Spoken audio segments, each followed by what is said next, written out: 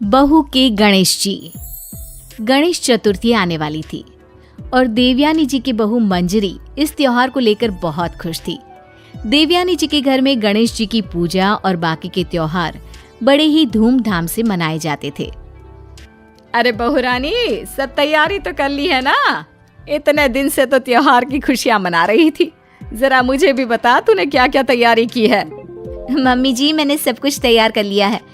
प्रसाद और भगवान की पूजा कहाँ पर करनी है, उन्हें कहाँ पर स्थापित करना है, सब कुछ डिसाइड कर लिया है। अब तो बस गणेश जी की प्रतिमा लाना बाकी है। उस बात की चिंता मत कर, मैं कल ही तुम्हारे ससुर जी के साथ बाजार जाकर एक सुंदर सी मूर्ति ले आऊंगी गणेश जी की। ठीक है मम्मी जी, ये काम आप कर देना। फिर देखना, हमारे घर भी गणपति बाप्पा बड़ी धूमधाम से आएंगे। त्योहार आने में अभी 2 दिन बाकी थे। शाम के वक्त, मम्मी जी, मैं जरा अपनी सहेली के घर जाकर आती हूँ, कुछ जरूरी काम था। लौटते में बाजार से सब्जियां भी लेती आऊंगी। अच्छा ठीक है बेटा। मंजरी अपनी सहेली के घर पहुंचती है। उसकी सहेली कहती है, अरे आओ आओ, मैंने ना तुम्हें बहुत जरूरी काम से अपने घर पर बुलाया था। अच्छा बताओ, ऐसी क्या वजह है जो अचानक तुम्हें मुझे यहाँ बुलाना पड़ा? देखो मंजरी, मैं खुद से ही मिट्टी लेकर आई और मैंने उससे गणेश जी बनाए। वो तो ठीक है, पर इतनी मेहनत करने की क्या जरूरत थी? बाजार में देखती इतने सुंदर सुंदर गणेश जी की मूर्तियां मिल रही हैं। वही तो तुम समझ नहीं रही हो। अरे बाजार में जो मूर्तियां मिलती है ना, वो प्लास्टर ऑफ पेरिस की बनी होती है। जानती हो कितना नुकसान पहुंचाती है हमारी नदियों को। अरे हमें क्या, सारी दुनिया ही तो ये सब करती है।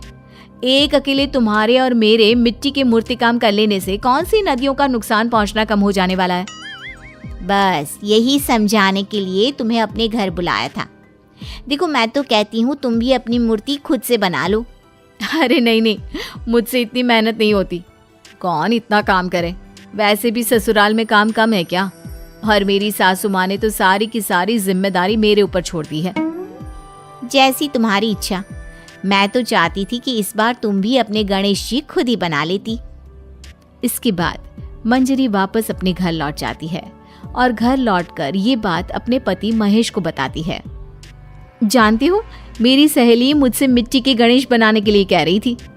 अरे ये तो बहुत अच्छा आइडिया है, तुम्हें अपनी सहेली की बात मान लेनी चाहिए थी। अरे लेकिन उसमें कितनी मेहनत लगती है और कितने सारे काम करने बाकी हैं अभी। अच्छा तो फिर ठीक है, जैसा तुम्हें ठीक लगे। अगले दिन सुबह के वक्त मंजरी गाय को खाना देने के लिए अपने घर से बाहर आती है। उसे अपने घर के पास सड़क पर दूर खड़ी एक गाय नजर आती है। मंजरी उसके पास खाना देने गई। उसने देखा कि गाय वहां सड़क पर पड़े प्लास्टिक के डिब्बे को चबा रही थी और देखते ही देखते वो डिब्बा गाय के गले में जाकर अटक गया। अरे कोई मदद करो, देखो ये गाय मर जाएगी, इसके गले में प्लास्टिक का डिब्बा अटका है। अरे बहन जी, ये तो रोज का काम है। कोई ना कोई कचरा प्लास्टिक यहाँ वहाँ फेंक देता है और बेचारे इन जानवरों के लिए मुसीबत हो जाती है। तभी मंजरी की आवाज सुनकर उसका पति महेश वहां पर आ जाता है। अरे क्या हुआ? सब ठीक तो है ना? इतने जोर से क्यों चिल्ला रही हो? अजी देखो ना, इस गाय के गले में प्लास्टिक अटक गई है। किसी भी तरह से बाहर निकालो वरना ये बेचारी मर जाएगी। तुम चिंता मत करो, मैं कुछ करता हूँ। महेश किसी तरह गाय के मुंह से प्लास्टिक का डिब्बा निकाल देता है। ये तो बहुत अच्छा हुआ, आपने बचा लिया, वरना मैं तो देख ही नहीं पाती। त्योहार से पहले अगर गौ माता की मौत हो जाती तो कितना बड़ा पाप पड़ता। न जाने कैसे लोग हैं, ऐसे ही सड़क पर प्लास्टिक डाल देते हैं। हाँ, तुमने बिल्कुल ठीक कहा। अच्छा हुआ तुम दोनों ने उस गाय को बचा लिया, वरना कितना बड़ा पाप चढ़ता। चाहे काम कोई भी करे, लेकिन जानवरों को तकलीफ होती है ना, तो दिल बड़ा दुखता है। मम्मी जी, मुझे लगता है इसीलिए मेरी सहेली मुझे समझा रही थी कि हमें मिट्टी के गणेश जी बनाने चाहिए। अरे नहीं नहीं बहू, गाय को बचाने तक तो ठीक है, लेकिन अब ये नया झंझट मत पालो। अरे कौन बनाए मूर्ति? मुझे तो बिल्कुल भी नहीं आती। अगर तुम बना सकती हो तो ही ये काम करना। बनानी तो मुझे भी नहीं आती मम्मी जी, लेकिन आज गौ माता की जो हालत दिखी ना, उसे देखकर लग रहा है कि मेरी सहेली बिल्कुल सही कह रही थी। माँ और मंजरी, तुम दोनों को इस बात की चिंता करने की जरूरत नहीं है। ये काम तुम मुझ पर छोड़ दो। लेकिन क्या करने वाले हो आप?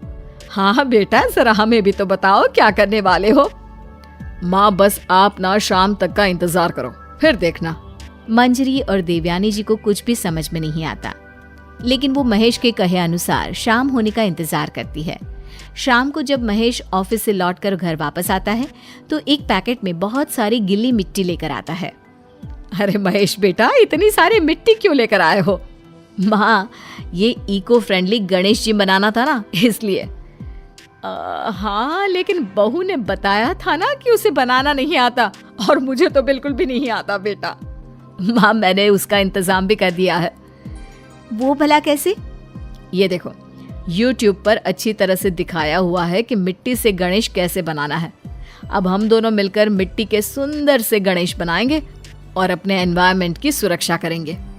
YouTube का वीडियो देख देख कर महेश और मंजरी ने गणेश जी की बड़ी ही सुंदर सी प्रतिमा बना ली। मंजरी ने अपने मोहल्ले की कुछ औरतों को भी वहां पर बुला लिया और उन सब ने मिलकर गणेश जी की खूबसूरत प्रतिमाएं बनाई। अरे वाह बेटा, ये भी खूब रही। भला हो उस गौ माता का, जिसकी हमने जान तो बचाई, पर बदले में वो हमें कितना अच्छा ज्ञान देकर गई। बिल्कुल ठीक कहती है मम्मी जी। और देखिए तो, इस बार वाले मेरे भगवान हर बार के भगवान से कितने ज्यादा सुंदर है। इस बार तो गणेश चतुर्थी का मजा ही आ गया।